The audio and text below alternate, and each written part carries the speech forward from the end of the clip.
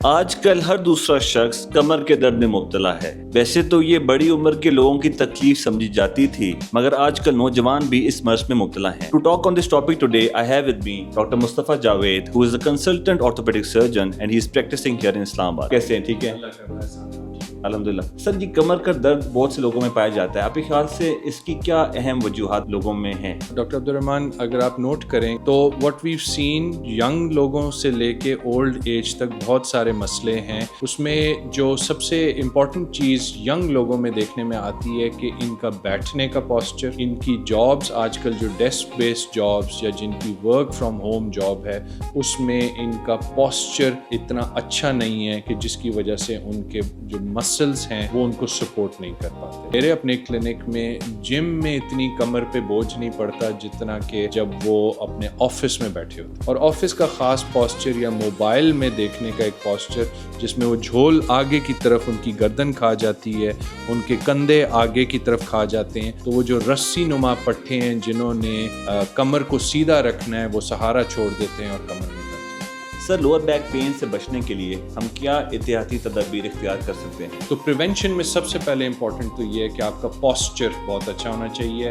آپ کمر جب بیٹھیں تو ٹیک لگا کے بیٹھیں گے۔ آپ جس کو سلاؤچ کر کے یا دیسی زبان میں کبا ہو کے بیٹھنے کا کہتے ہیں، وہ آپ کوشش کریں گے کہ آپ نہ۔ اگر آپ کی لانگ ڈیسک بیسڈ جاب ہے تو اس میں پوری دنیا کا ایک ویلیڈیٹڈ رول یہ ہے کہ آپ نے 20 منٹس کے بعد 20 سیکنڈز کی بریک لینی ہے، جس میں آپ نے اٹھنا ہے، موو کرنا ہے، پانی پینے جانا ہے یا اسٹریچ کرنا ہے یا آنکھیں ملنی ہے۔ ساتھ ساتھ آپ کو ایک ہیلدی ایکسرسائز جس میں روٹین میں تھوڑی سی انڈیورنس ایکسرسائز، تھوڑی سی اسٹرینتھ ٹریننگ ایکسرسائز، اور موسٹ امپورٹنٹلی آپ کے کور کے مسلز یعنی کہ اسٹمک کے مسلز اور بیک کے مسلز جو پلانکس اور کرنچز سے آپ سپورٹ کر کے، اور اسی کے ساتھ ساتھ آپ کا جب ویٹ کنٹرول ہوتا ہے تو آپ کی بیک میں بھی پین میں امپروومنٹ ہے۔ اگر کوئی شخص کمر کے درد میں مبتلا ہو جاتا ہے تو اس کے لیے کیا ٹریٹمنٹ آپشنز اویلیبل ہیں؟